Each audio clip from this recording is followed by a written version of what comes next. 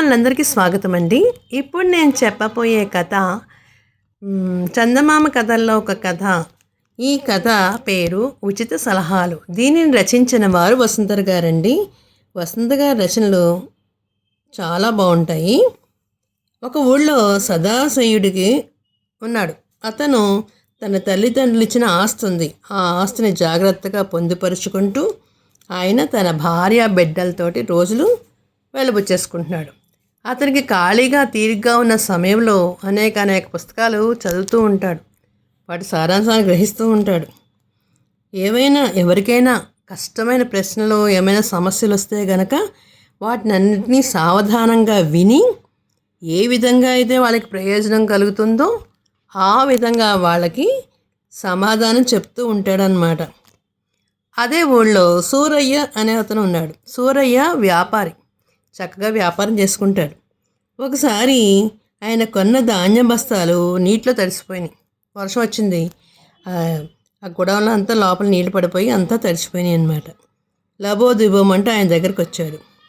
అప్పుడు ఈయన మన సదాశివుడి గారు చెప్తున్నారనమాట. ఆయనకు ఒక సలహా ఇచ్చాడు. సూరయ్యకి ఇలా చెప్పడం మొదలుపెట్టాడు. చిత్రాపురం గ్రామస్తులు ఎప్పుడు ఉప్పుడు బియ్యం వాడతారు. నీ ధాన్యాన్ని తీసుకుని వాటిని ఉప్పుడు బియ్యంగా మార్చి అక్కడ అమ్ముకో అని సలహా చెప్పారు.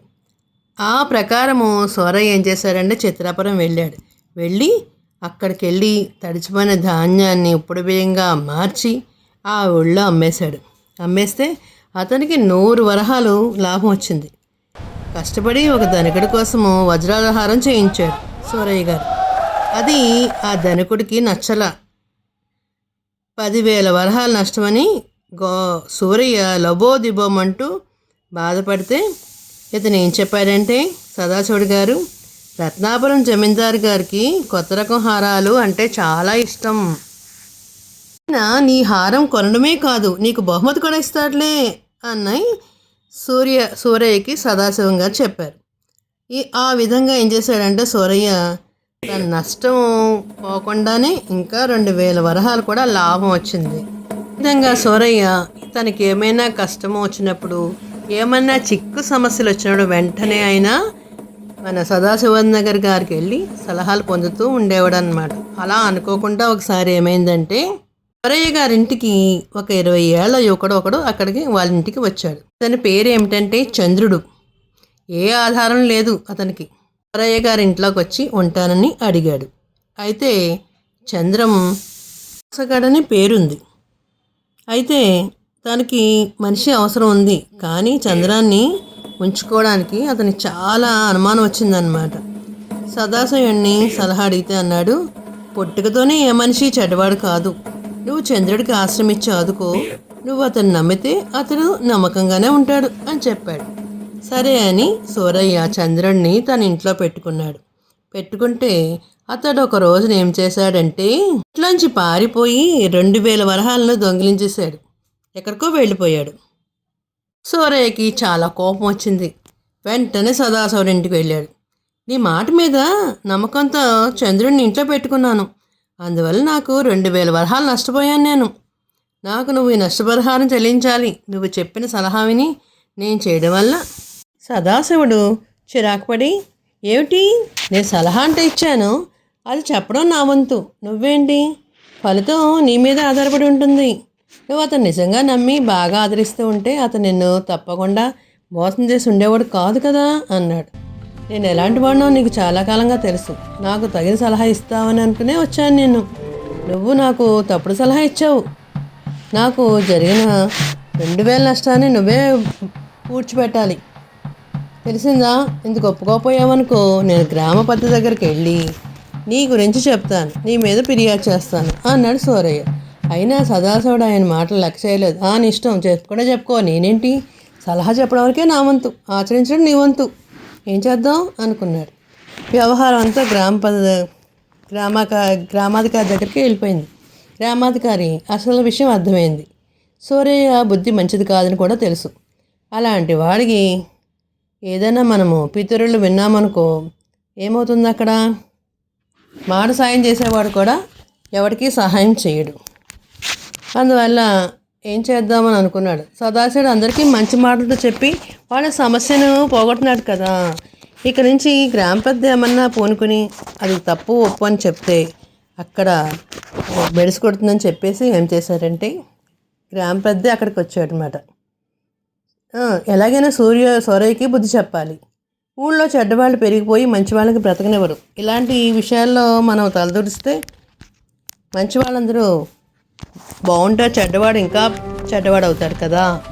అందుకని గ్రామాధికారి ఊళ్ళో అందరినీ దగ్గరగా పిలిచి సూరయ్య పితూరి గురించి అతని పితూరిలో న్యాయం ఉంది అయితే సూరయ్య సదాశివుడు సలహా ఎందుకు పాటించాడో చెప్పవలసింది అన్నాడు. అప్పుడు సూరయ్య అంటున్నాడు, నాకు 2 సార్లు ఆయన ఎంతో మంచిగా సలహా చెప్పాడు. వాటి వల్ల నేను ఎంతో డబ్బు సంపాదించుకున్నాను. నాకు ఆయన మీద నమ్మకం కలిగింది. ఆ నమ్మకంతోనే ఇప్పుడు నష్టపోయాను అన్నాడు. అయితే సదాశివుడు నీకు 2000 వరహాలు నష్టం రూపంగా నువ్వు ఇచ్చుకోవాలి. అంతకుముందు సదాశివుడు సలహా వల్ల నీకు ఎంతో ప్రయోజనం వచ్చింది కదా. నువ్వు ఎంత ప్రయోజనం పొందావో ఆ డబ్బులన్నీ కూడా సదాశివానికి ఇచ్చుకో. ఎందుకంటే ఆయన సలహా పాటించావు, నీకు లాభం పొందావు.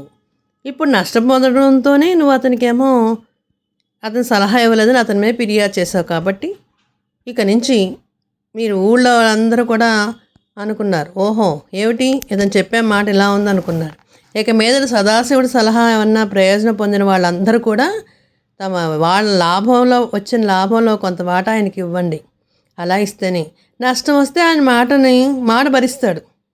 అంతేగాని ఊరికే ఉచిత సలహా తీసుకుని ఆయనకి ఏమీ ఇవ్వకుండా మీరేమో ఆయన చెప్పిన సలహా పాటించి అదేమైనా నష్టపోతే మీరు మళ్ళీ ఆయన గొడవ పడడం ఇదేమీ కరెక్ట్ కాదు కదా అని గ్రామాధికారి ఇలా చేయాలని చెప్పాడనమాట. నుంచి ఎవరైనా సలహాకు వచ్చినప్పుడు సదాశివుడి దగ్గరికి వెళ్ళినప్పుడు అతనికి ఎంతని డబ్బులు కట్టవలసిందని చెప్పి ఊరంతా కూడా సూరయ్య నానా తిట్టుకున్నారు. చక్కగా ఉచితంగా సలహా చెప్పి ఆయనకి డబ్బులు కట్టాలా మనం అని అనుకుని స్వార్థపడికి ఆశపోతూ గుణమే మంచి వాడి సహాయానికి విలువ తెస్తుందన్నమాట. ఈ విధంగా సూరయ్య మేలే చేశాడు సదాశివం గారికి. ఇక మీద ఎవరైనా ఉచిత సలహాలు తీసుకోవాలనుకుంటే అతనికి చక్కగా ఎంతో కొంత డబ్బులు కట్టి సలహా తీసుకోండి. అలా ఆ సలహా మీకు నచ్చినప్పుడు మీరు అది చేసుకోండి. అది బాగుంటే అంతా బాగుంటుందని గ్రామాధికారి చెప్పేసరికి ఊరంతా కూడా ఆయన్ని మెచ్చుకుని అక్కడి నుంచి సదాశివం గారికి ఈ రకంగా కూడా కొంచెం ఆదాయం రావడంతో ఆయన కాలాన్ని చక్కగా వెళ్ళబుచ్చుకున్నారనమాట. కథలో నీతి ఏమిటంటే ఉచిత సలహా తీసుకోవడం వల్ల ఉపయోగం లేదు. అదే డబ్బులు ఇచ్చి కొనుక్కుంటే కష్టమైన సుఖమైన దాన్ని ఆలోచిస్తూ దాన్ని ఎలాగా చేసుకోవాలనేది తెలుసుకుంటారు. వింటున్నారా పిల్లలు? మరొక చిన్న కథ చెప్పుకుందామా అయితేని. మరొక కథ పేరు వింత ఆతిథ్యం. మరి వింత ఆతిథ్యం ఏంటో మరి వింటారా మరి అయితేని? కథలోకి వెళ్దామా? ఒకానొకప్పుడు ఇల్వడు వాతాపి అనే 2 రాక్షస సోదరులు ఉన్నారు.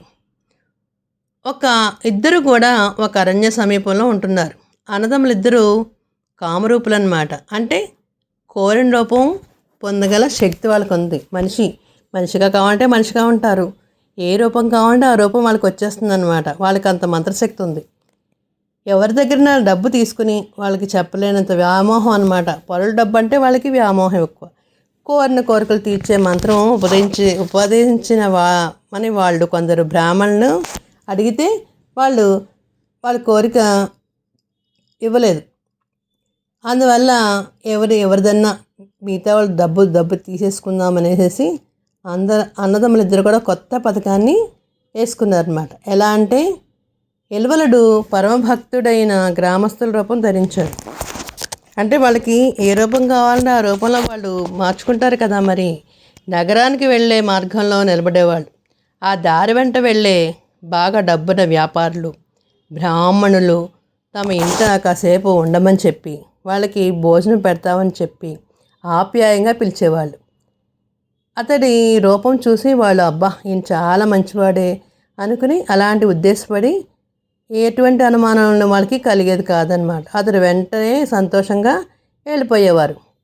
ఇల్వలుడు వాళ్ళు సాధారణంగా తీసుకెళ్ళి స్నానం చేయడానికి ఇంటి వెళ్ళకున్న చక్కటి చెరువు లాంటిది ఉందన్నమాట. దాంట్లో వెళ్ళి స్నానం చేసి వచ్చాక కూర్చోబెట్టి వాళ్ళ కోసం ప్రత్యేకంగా వంటల్ని చేయించేవాడు.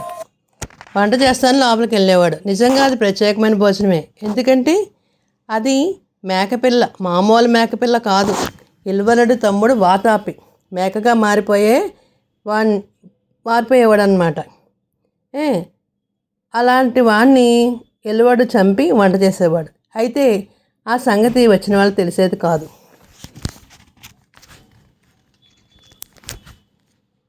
తన తమ్ముడిని మేకగా మార్చి అతన్ని చంపి వంట చేసేవాడు ఎలువడు. ఆ సంగతి వచ్చిన వాళ్ళకి తెలియదు. సంతోషంగా భోజనం చేసేవారు.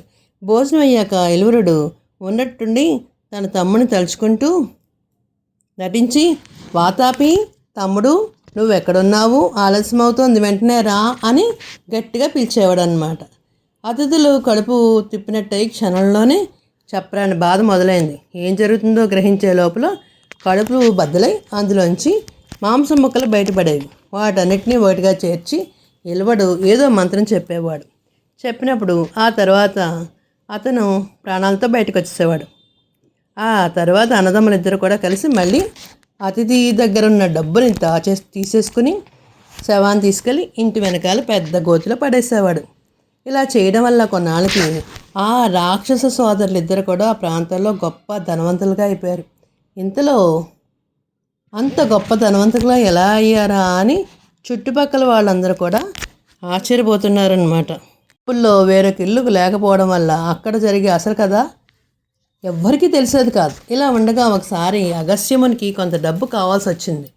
కొందరు ధనికుల దగ్గరికి వెళ్ళి ధన సహాయం అడిగాడు. వాళ్ళు సహాయం చేయడానికి సిద్ధంగా ఉన్నా కానీ అరణ్య సమీపంలో తనకన్నా ధనవంతులు ఉన్న ఇల్వల వాతాపి సోదరుల దగ్గరికి వెళ్తే మీకు అడిగినంత దానం ఇస్తారు కదా అని అగస్త్యమునికి చెప్పారు. అగస్త్యుడు రాక్షస సోదరుల దగ్గరికి వెళ్ళాడు. వాళ్ళు ఆయన చూడగానే చిరునవ్వుతో నమస్కరించి, మునియోత్తమ, మీ రాకతో మా ఇల్లు పావనమైంది, రండి రండి అని భక్తితో శ్రద్ధతో స్వాగతం పలికారు. మీ ముఖంలో తేజస్సు చూస్తుంటే మీరు సంపదతో బాగా డబ్బున్నట్టుగా తెలుస్తుంది నాకు, నిజమే కదా అన్నాడు అగస్త్యుడు ఇంట్లోకి వెళ్ళి అడుగు పెడుతూ. అవును, అంతా తమ మోటి పెద్దల దయ. నిజానికి సంపద అన్నిటికీ మూలం తమ వంటి పుణ్యాత్ముల ఆశీర్వాదమే కదా అన్నాడు ఎలువడు. ఒక విధంగా వాడి మాటలు నిజమే కదా. అంతలోనే వాతాపి అక్కడి నుంచి మెల్లగా జారుకున్నాడు. మునివర్య, కొంచెం సేపు విశ్రాంతి తీసుకోండి, మీకోసం ఒక లేత మేకను కోసి మంచి విందు భోజనం ఏర్పాటు చేస్తాము అన్నాడు ఎల్వాలుడు పెరట్లో మేకపిల్లగా మారి అరుస్తున్న వాతాపి కేసి చూస్తూ. ఈ మూగజీవి మరణానికి నేను కారణం కావాలా? శాకాహారం ఏదీ లేదా అన్నాడు అగస్త్యుడు.